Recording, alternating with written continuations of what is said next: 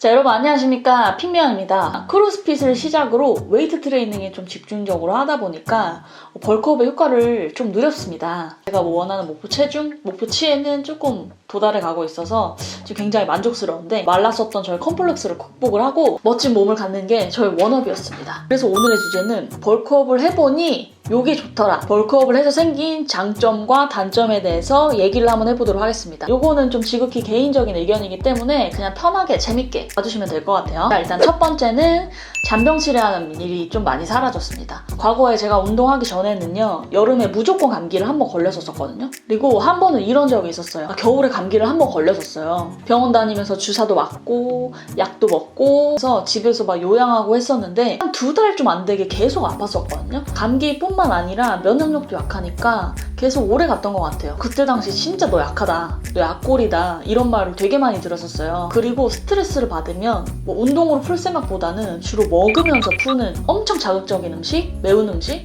혹은 엄청 단 거로, 그러다 보니까 음식에 대한 의존도가 너무 강해지고, 무조건 스트레스 받으면 오늘 매운 거, 음식에 대한 집착도가 너무 높아졌어요. 그러다 보니까 배탈도 자주 나고 소화불량도 좀 심했었어요. 근데 지금은 약간 스트레스를 받으면 이 분노를 풀 곳이 생겼잖아요. 바로 땀을 내서 운동으로 푸니까 아무래도 면역력도 강해지고 몸도 또 좋아지더라고요. 그러니까 지금은 잔병도 거의 없고, 제가 근데 체질적으로는 소화기관이 좀 약하긴 해요. 과식하면 속이 좀 더부룩하거나 아니면 평소에 내가 체질적으로 안 맞는 음식을 먹으면 바로 이제 탈이 나거나 하는데, 그런 약간 특별한 케이스 외에는 그전보다는 진짜 많이 좋아졌어요. 정말로.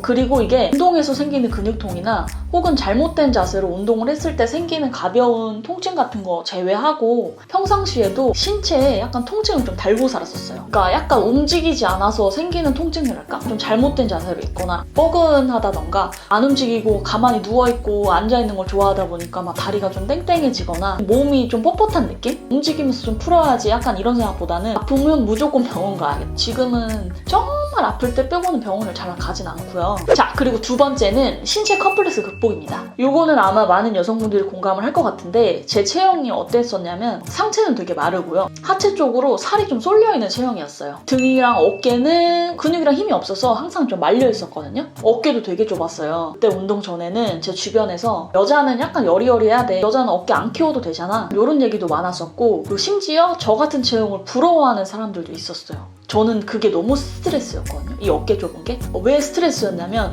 옷을 사러 가요. 그때 당시 제가 좋아하는 게 클래식한 옷들이랑 그다음에 정장핏들, 그런 옷을 되게 좋아했었는데, 어깨 옆에 봉제선 있잖아요. 이 봉제선이 항상 안 맞는 거예요. 팔 아래로 내려가 있는 거예요. 그래서 블라우스 같은 거나 셔츠를 입으면 이 가슴 밑으로는 약간 좀 펑퍼짐하거나 공간이 좀 있어서 티가 안 나는데, 이 어깨 같은 부분은 안 맞으면 바로 티가 나거든요. 그리고 요거는 제가 벌크업 장단점을 정리하면서 생각난 건데, 반팔 티셔츠 입는 걸 좀 싫어했던 것 같아요. 왜냐면 제가 어깨가 좁으니까. 제가 제 돈 주고 기성품의 반팔 티셔츠를 사본 적이 거의 없는 것 같더라고요. 이게 왜 그랬냐면, 좀 어깨를 가릴 만한 단추가 이제 여기까지 채워지는 반팔 셔츠나 블라우스류를 좀 많이 입었었고요. 크롭티 같은 걸 좀 많이 입었었어요. 박시한 티셔츠 같은 걸 좀 입으려고 하면 없어 보이는 거예요. 막 입으면 어깨 더 좁아 보이고, 티셔츠는 운동을 하고 나서부터 가장 많이 입기 시작을 했고요. 어조비를 탈출을 하니까 조금 자신감도 생기고, 그때와 다르게 남들이 내 체형을 어떻게 보든 상관 안 하고 그냥 내 몸에 맞는 거, 내 몸에 편한 거, 그런 거 위주로 많이 입게 되는 것 같아요. 그래서 저는 지금이 너무너무 만족스러워요.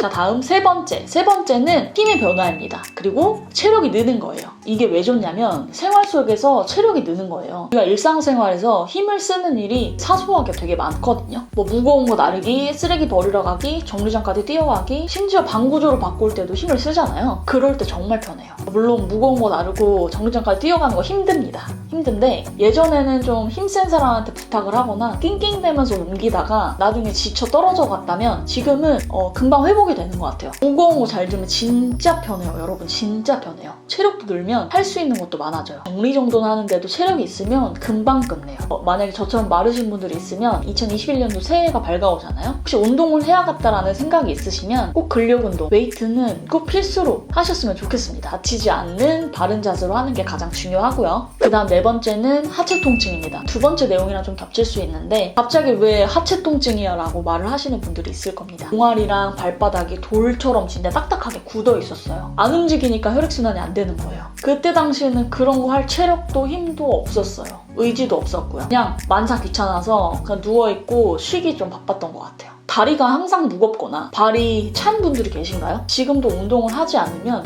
발바닥이 금방 차가워지거나 혹은 다리에도 좀 통증이 좀 느껴지더라고요. 그러니까 크로스핏을 통해서 운동을 시작을 했잖아요. 베이스가 전신 운동이에요. 처음에는 약간 근육통 때문에 좀 고생을 했거든요. 근데 이 운동이 조금 적응이 되고 나서부터는 진짜 거짓말처럼 딱딱했던 종아리가 말랑말랑해졌어요. 운동을 통해서 신체적으로도 변하고 뭔가 이 통증도 사그러진다는 게 이거는 진짜 너무 신기해서 특히 저처럼 하체 통증을 달고 사시는 분이나 밖에 나가서 가벼운 산책, 걷기 해주시면 도움 정말 많이 될 거예요. 자, 마지막은 규칙적인 식사입니다. 일단 벌크업을 하려면 정말 잘 챙겨 먹어야 되고요. 많이 먹는 것도 중요하긴 한데 좀 자극적인 음식보다는 단백질이 풍성한 그런 식사로 많이 먹어주는 게 도움이 좀 많이 됩니다. 매 끼니를 아침, 점심, 저녁, 뭐 중간중간에 간식 그럼 그 시간에 맞춰서 식사를 하는데 이게 적응이 되면 아침 먹어야 될 시간, 간식 먹어야 될 시간, 점심, 저녁 시간이 되면 알아서 배고파집니다. 그때 시간 맞춰서 식사를 하게 되는 거죠. 평소에 내가 불규칙한 식사 습관을 가지고 있거나 내가 뭐 한 끼에 좀 몰아서 먹는다거나 벌크업을 굳이 하지 않으셔도 식습관을 좀 고치고 싶다 하시는 분들은 시간에 맞춰서 조금이라도 먹는 습관을 들여보시면 아마 식습관 개선하는 데 좀 도움이 되지 않을까 싶어요. 그리고 저 같은 경우에는 먹는 걸 다 찍었어요. 뭐 먹었는지까지 다 기록을 했거든요. 어느 날은 되게 잘 챙겨 먹었는데 어느 날은 되게 좀 못 챙겨 먹었네? 이렇게 비교가 되더라고요. 잘 먹은 날에 맞춰서 식사를 좀 챙겨 먹는 습관. 그리고 입맛도 바뀌어요. 그러니까 스트레스 받으면 매운 음식으로 푼다고 했었잖아요. 주로 이제 매운 떡볶이, 매운 닭발, 뭐 매운 갈비찜 그리고 또 배달 음식도 되게 좋아했어요. 너무 좋아해가지고 막 피똥 싸가면서 먹었었어요. 벌크업을 해야겠다라고 생각을 하면서 매운 음식들은 조금씩 줄여가고 단백질이 좀 풍성한 것들 고기 반찬으로 많이 챙겨 먹고요. 그리고 닭가슴살 많이 챙겨 먹었어요. 닭가슴살이 좀 싸니까. 닭가슴살이 좀 많이 물리면 저 생선도 되게 좋아하거든요. 그래서 연어나 고등어나 뭐 참치구이 같은 거 이제 계란도 맛있어요. 한식 위주로 좀 챙겨 먹다 보니까 매운 거는 이제 좀 잘 못 먹겠더라고요. 하지만 라면은 포기할 수 없습니다. 라면 먹고 싶네요, 얘기하니까. 장점에 대해서 쭉 얘기를 해봤는데 그럼 단점은 없냐? 단점도 있어요. 일단 첫 번째는 식비가 많이 들어요. 식비. 저는 주로 이제 닭가슴살로 보충을 했는데 이게 그람수 대비 양도 많고 무엇보다 싸요. 이게 먹다 보면 좀 물리잖아요. 연어나 생선, 고기류 같은 거를 이제 같이 먹어줬는데 그게 가격이 해물을 또 좋아해요. 근데 해물도 비싼 거 아시죠? 벌크업 하려면 진짜 돈 많이 깨지더라고요. 또 간식으로도 견과류나 제철과일 같은 것도 많이 사 먹었는데 제철과일 비싼 거 아시죠, 여러분? 비싸더라고요. 다 돈이에요, 돈. 그리고 두 번째는 옷 사이즈의 변화입니다. 그러니까 옷이 뭐 기하학적으로 사이즈가 확 달라진 건 아닌데 아무래도 내 몸이 편한 옷을 찾다 보니까 주로 캐주얼한 옷을 많이 입게 된 것 같아요. 예전에 말랐었을 때 제가 입었던 옷들을 지금 다시 입으니까 핏도 좀 어색하고 약간 좀 맞지도 않고 잘 안 입게 되더라고요. 예전에는 이제 상체가 많이 말라서 스몰 사이즈 옷이 맞았다면 지금은 좀 많이 답답한 느낌이어서 주로 라지를 많이 입고요. 크게 나오는 데 같은 경우에는 미디움을 찾아서 입거든요. 박시한 거 좀 많이 찾게 되더라고요. 그리고 속옷 사이즈들도 변화가 생겨서 속옷도 새로 다 바꿨어요. 첫 번째와 마찬가지로 금전적인 부분이네요. 자, 지금까지 벌크업의 장단점에 대해서 얘기를 해봤는데요. 결론은 전보다는 삶의 질이 상승해서 벌크업 하길 참 잘했다는 생각이 듭니다, 여러분.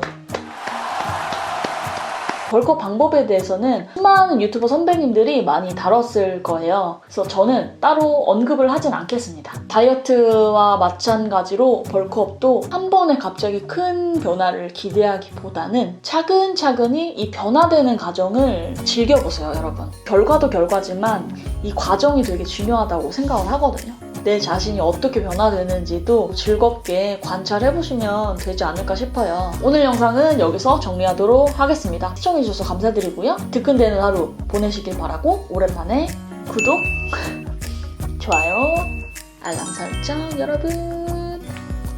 다음 영상에서 만날게요. 안녕.